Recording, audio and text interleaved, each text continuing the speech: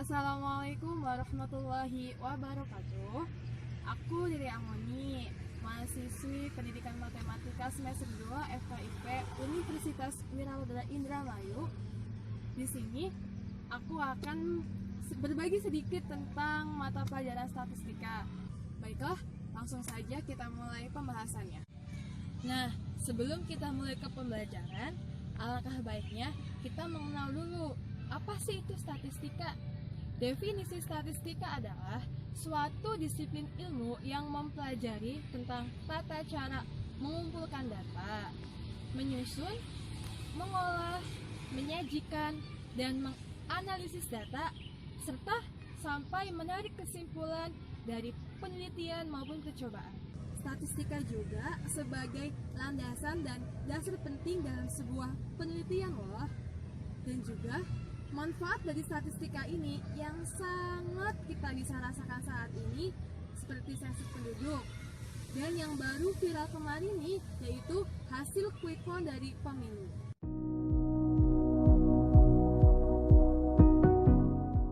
Dan kita langsung masuk ke materi statistikanya. Yang pertama ada pengumpulan data. Nah, teman-teman sekalian pasti selama ini tanpa sadar sering mengalami kegiatan ini. Kegiatan pengumpulan data ini merupakan langkah pertama dari kegiatan statistika, dari penelitian, yaitu bisa dengan cara angket atau pembagian kuesioner, terus observasi maupun wawancara secara langsung loh. Itu merupakan kegiatan dari pengumpulan data. Nah, yang kedua, pengolahan data. Pengolahan data ini dilakukan setelah kita mengumpulkan data. Dengan cara tahapannya bisa mulai dari penyusunan datanya. Lalu kita bisa mengkategorikan atau mengkelompokkan data tersebut. Kemudian setelah itu kita bisa langsung menarik kesimpulannya dari hasil penelitian atau percobaan yang kita lakukan. Kemudian setelah itu penyajian data. Data yang sudah kita tarik kesimpulannya itu bisa kita sajikan agar bisa lebih efektif dan efisien tentunya. Dengan cara bisa menggunakan tabel maupun menggunakan grafik atau diagram. Nah, selanjutnya kita akan membahas tentang tabel dan diagram tersebut.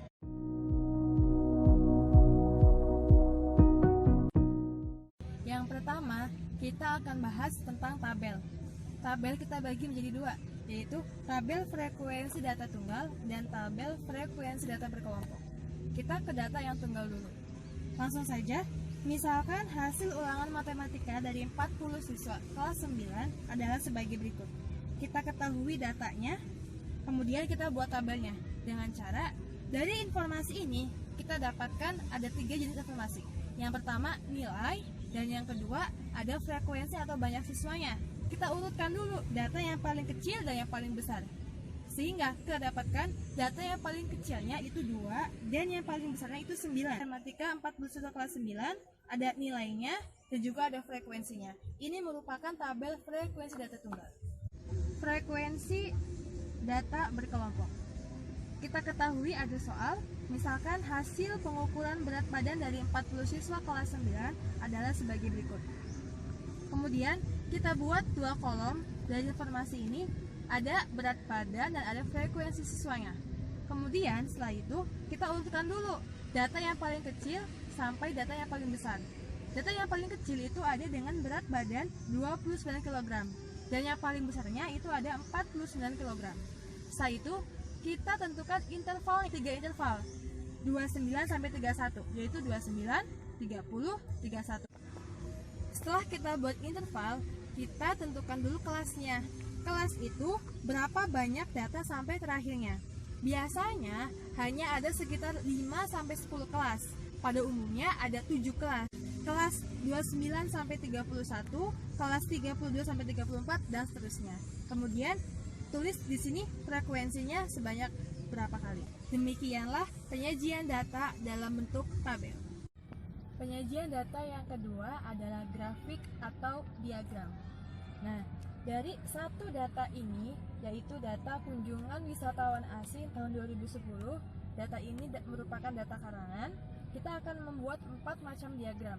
Ada diagram lambang atau piktogram, diagram batang, diagram garis, dan diagram lingkaran. Tabel ini menunjukkan data banyaknya wisatawan asing yang berkunjung ke suatu negara. yaitu Malaysia, Singapura, Indonesia, dan China pada tahun 2010. Datanya, Malaysia ada 45.000, Singapura ada 40.000, Indonesia ada 70.000, dan China ada 90.000. Diagram yang pertama yaitu diagram lambang atau piktogram.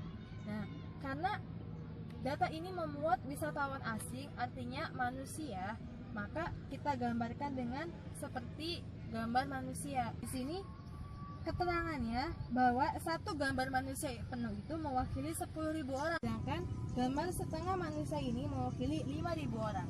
Langsung saja kita buat. Malaysia ada 1, 2, 3, 4 gambar orang penuh yang berarti 40.000. Kemudian ditambah dengan setengah gambar orang, jadi 45.000. Diagram batang ini yang sudah sering digunakan. Dalam membuat diagram batang ini, kita gunakan sumbu kartesius, sumbu X dan sumbu Y. Di mana sumbu X ini kita gunakan untuk sebagai kategorinya, entah itu negara atau waktu atau kendaraan dan lain sebagainya. Sedangkan sumbu Y ini menunjukkan jumlah atau banyaknya sebagai angka. Langsung saja kita buat seperti ini. Kemudian diagram garis tidak jauh berbeda dengan diagram batang, sama-sama menggunakan sumbu kartesius dan dengan keterangan yang sama, hanya bedanya diagram garis ini menggunakan titik dan garis. Kita titikkan terlebih dahulu di mana data angkanya, kemudian kita bikin garis yang menyatukan data tersebut. Dan kemudian diagram lingkaran. Berbeda dengan diagram yang lainnya, diagram lingkaran ini kita harus menentukan terlebih dahulu di mana besar sumbu pusatnya. Dengan cara kita jumlahkan terlebih dahulu semuanya. 45.000 ditambah 40.000 ditambah 70.000 ditambah 90.000. Kita dapatkan jumlahnya yaitu 245.000. Kemudian misalkan Malaysia 45.000, 45.000 kita bagi dengan semua jumlahnya 245.000 dikalikan dengan satu sudut lingkaran. Kita ketahui bahwa Malaysia 66 derajat, Singapura 59 derajat, Indonesia 103 derajat, dan Cina 130 derajat. Kita buat satu lingkaran penuh seperti ini, lalu kita tentukan dan sesuaikan sesuai dengan besar dari derajat masing-masing negara tersebut. Pembahasan statistika selanjutnya adalah ukuran pemusatan data, di mana terbagi menjadi 3M, yaitu mean, modus, dan median. Pertama kita bahas tentang mean. Mean atau biasa disebut dengan nilai rata-rata. Mean ini kita lambangkan dengan X dengan ada garis di atasnya. Ini saya menggunakan huruf X-nya X kecil ya. Ini bisa dibaca dengan X bar. X bar ini sama dengan rumus dari mean itu sendiri, yaitu rata-rata sama dengan X1 atau data X ke 1, data ke 1 ditambah X2 sampai dengan data ke Xn, kita bagi dengan N atau jumlah banyaknya data tersebut. Atau juga bisa kita gunakan rata-ratanya sama dengan sigma atau jumlah XI dikali NI dibagi dengan sigma NI atau banyaknya data. Soal yang pertama, soal biasa. Diketahui nilai rapor Dilan adalah 876767888. Berapakah nilai rata-rata? Jawab, kita hitung terlebih dahulu banyaknya data. 1, 2, 3, 4, 5, 6, 7, 8, 9, 10. Ada 10 data. Kemudian langsung kita masukkan ke rumus yang pertama. 8 ditambah 7 terus ditambah sampai 8. Kemudian kita bagi dengan 10. Hasilnya 71 dibagi dengan 10 sama dengan 7,1. Soal yang kedua. Nilai rata-rata mata pelajaran matematika 5 orang siswa adalah 80. Jika ditambah dengan nilai Milea, nilai rata-ratanya menjadi 81. Tentukan nilai Milea. Jawab, kita misalkan bahwa nilai Milea ini adalah X. Kemudian jumlah nilai setelah digabung, maka 5 jumlah 5 siswa itu kita kalikan dengan 80. Rata-rata 5 siswa itu ditambah dengan X sama dengan 400 ditambah dengan X. Data setelah digabung sama dengan 5 ditambah 1 karena ditambah dengan Milea sama dengan 6. Sehingga kita masukkan ke dalam rumusnya. Mean setelah digabung sama dengan 400 ditambah X dibagi dengan 6. Kita tahu bahwa mean setelah digabungnya itu 81 sama dengan 400 ditambah X dibagi dengan 6. 6 ini naik ke atas, jadi 81 dikali dengan 6 sama dengan 400 ditambah dengan X. 486 sama dengan 400 ditambah X. Maka X-nya itu sama dengan 486 dikurangi dengan 400. X-nya itu adalah 86, sehingga nilai Milea adalah 86. Soal berikutnya. 3 kelas A, B, dan C berturut-turut terdiri dari 10 siswa, 20 siswa, dan 15 siswa. Rata-rata gabungan dari ketiga kelas adalah 55. Jika rata-rata kelas A dan C berturut-turut adalah 56 dan 65, maka rata-rata kelas B adalah. Untuk mempermudah menjawabnya, kita gunakan tabel yang terdiri dari kelas A, kelas B, dan kelas C. Nah, jumlah kelas A ini kita gunakan lambang NA dan rata-ratanya dengan XA. Begitupun kelas B, NB, XB, NC, XC. Kita masukkan datanya seperti di bawah ini. Kemudian X gabungan itu, rata-rata gabungan itu sama dengan NA dikali XA ditambah NB dikali XB ditambah NC dikali XC dibagi dengan NA ditambah NB ditambah NC. Kita tahu bahwa semua gabungan nilai itu ada 55. Lalu kemudian kita masukkan 10 dikali 56 ditambah 20 dikali XB yang kita mau cari tata kelas B ditambah dengan 15 dikali 65 dibagi dengan 10 ditambah 20 ditambah 15 sama dengan 45. Bisa kita langsung masukkan, naikkan ke atas, jadi 55 dikali 45 ditambah 560 ditambah 20 XB ditambah 975.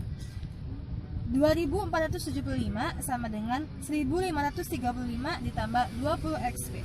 Lalu 2475 ini kita kurangi dengan 1535 menjadi 940 sama dengan 20 XB. Maka XB-nya itu sama dengan 47. Jadi nilai rata-rata dari kelas B adalah 47. Yang kedua adalah modus. Apa sih modus? Pasti sering dengar kan? Modus itu adalah nilai yang paling sering muncul, atau juga modus itu merupakan nilai yang paling banyak frekuensinya. Tentukan modus dari data berikut ini. Ada nilai dan frekuensi. Kita bisa langsung lihat bahwa nilai 2 ini memiliki frekuensi 2, 3 frekuensinya 4, 4 frekuensinya 6, 5 frekuensinya 9, 6 frekuensinya 10, 7 frekuensinya 8, 8 frekuensinya 5, dan 9 frekuensi 3. Dari sini bisa langsung kita simpulkan bahwa angka 6 ini merupakan modusnya karena dia memiliki nilai yang paling banyak frekuensinya, yaitu 10. Dan yang terakhir ada median. Median ini adalah nilai tengah dari suatu data. Lalu jika datanya itu banyak atau frekuensinya banyak, maka bisa kita bagi menjadi median dengan data ganjil maupun median dengan data genap. Rumusnya ME ganjil yaitu sama dengan N ditambah 1 dibagi dengan 2. Kemudian kalau mediannya genap, rumusnya N per 2 ditambah N per 2 ditambah 1 dibagi dengan 2. Contoh berikutnya, ada sebuah tabel dengan nilai dan frekuensinya. Pertama, setelah kita mengetahui datanya, kita jumlahkan terlebih dahulu semua frekuensinya, apakah itu ganjil atau genap. Kita dapatkan bahwa frekuensinya adalah 31, di mana 31 ini merupakan angka ganjil. Maka kita gunakan rumus yang median dengan data ganjil. N tambah 1 dibagi dengan 2. N-nya 31 ditambah dengan 1 dibagi 2. 32 dibagi dengan 2 yaitu 16. Maka mediannya adalah data ke-16. Lalu kita buat tabel seperti ini. Kita hitung data ke-16 itu data yang mana? 3 tambah 7 sama dengan 10. Ditambah dengan 8 yaitu 18. Jadi data di sini merupakan data ada yang ke-16-nya. Jadi data 6 ini merupakan nilai mediannya. Begitupun dengan median dengan data genap. Gunakan rumus ini maka kita bisa tahu data ke-E tersebut merupakan nilai dari mediannya. Demikianlah penjabaran dari ukuran pemusatan data. Sekian yang bisa saya sampaikan mengenai statistika. Kurang lebihnya saya mohon maaf. Terima kasih dan semoga bermanfaat. Wassalamualaikum warahmatullahi wabarakatuh.